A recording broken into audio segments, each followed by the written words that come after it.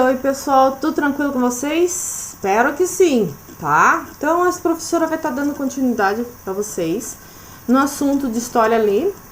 Então esse próximo assunto vai ser aquele momento da história onde o Brasil, ele foi uma colônia, foi uma colônia. E aí, o que acontece em todo esse período colonial que nós tivemos? Qual foi os problemas que enfrentamos? Qual foi as mudanças que sofremos? Quais foram as atitudes que o Império Português teve dentro do nosso país?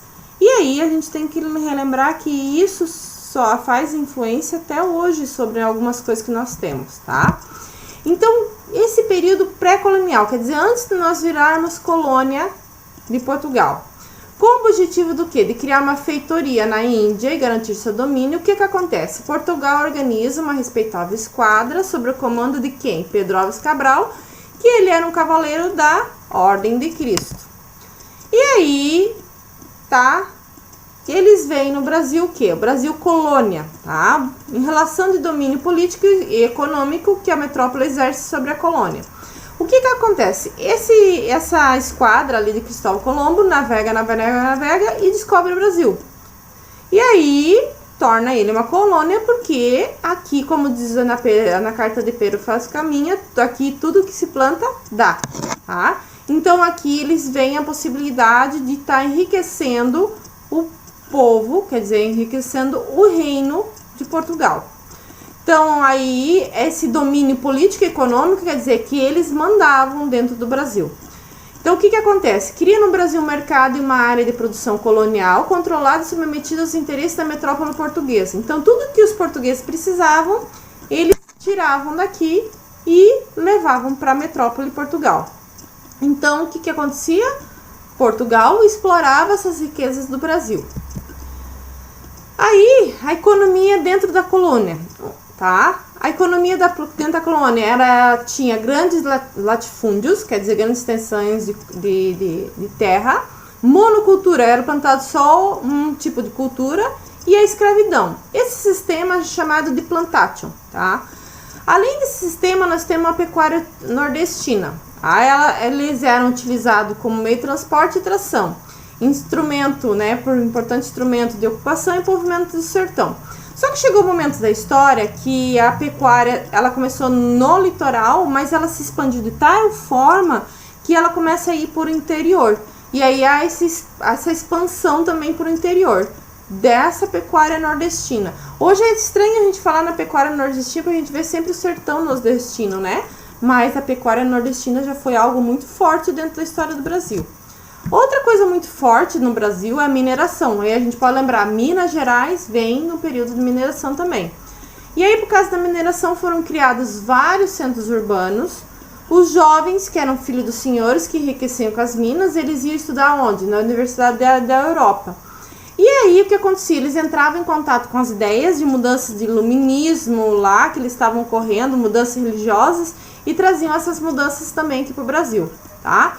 O que acontece? A metrópole, ela criou um rígido sistema de controle da arrecadação fiscal nas regiões das minas. Como essa mineração ela era uma coisa muito rentável, dinheiro rolava por ali, então o governo tinha que arrecadar o seu imposto em cima disso, dessas minas, tá? Por causa disso, eles criam a casa de fundição. O que acontece? Eles tiraram o sistema de captação,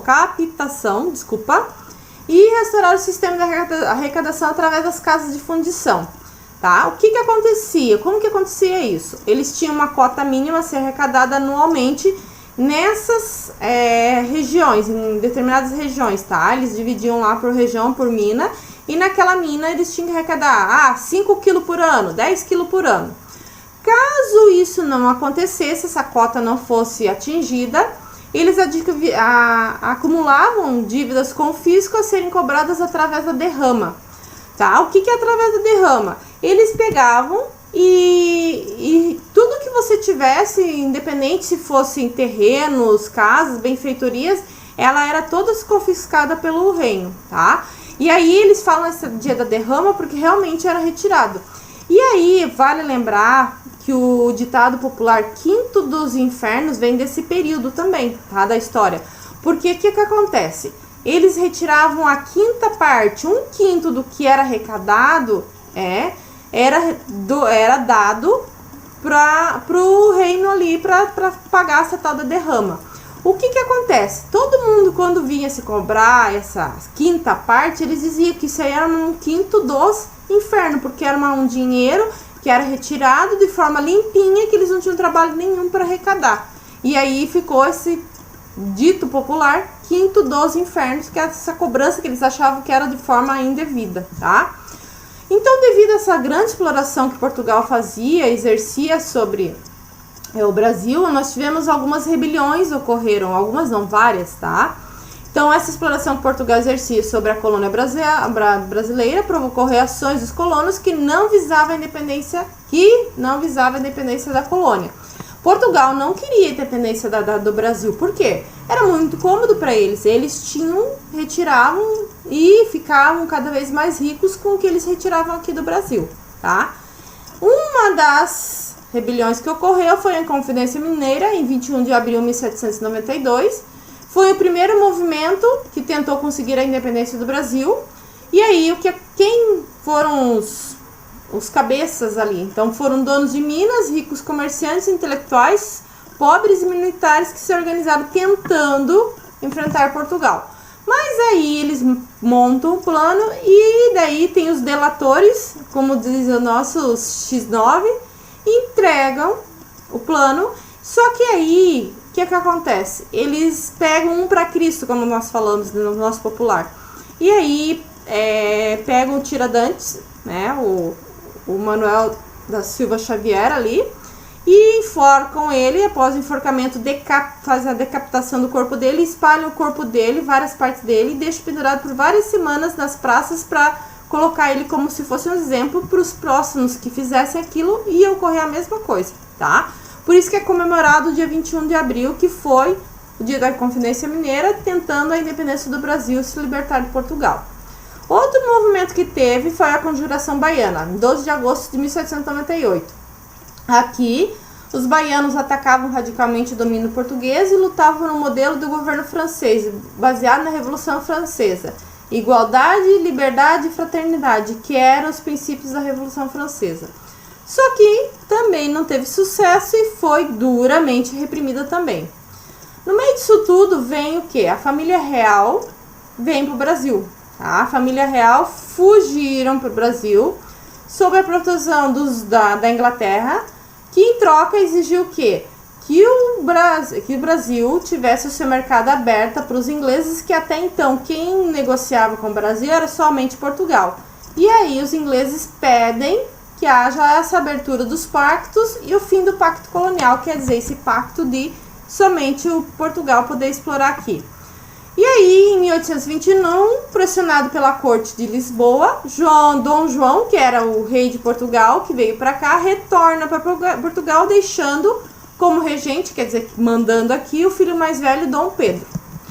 Dom Pedro I, então, começou a sua regência com o quê? Com os cofres vazios, porque o pai dele vai para Portugal e leva tudo com ele, inclusive o dinheiro. E aí, no dia 9 de janeiro de 1822, Dom Pedro decide ficar no Brasil. Por mas o que é tão importante isso? Dom João, pai dele, exige que ele volte para Portugal. Só que ele vê no Brasil um lugar que ele pode mandar sozinho sem ter o pai dele. E ele resolve ficar, tá? E aí, por isso que é conhecido o dia do fico, tá? Aí, nós temos a proclamação da República. A professora comeu um A lá, tá? Depois vocês vão ler ali, vocês vão ver que eu comi um A, agora que eu tô vendo, tá? No dia 7 de setembro de 1822, voltando para Santos, né? Dom Pedro recebeu o decreto de Portugal anulando seus feitos no Brasil. Ele nem dá bola, tá?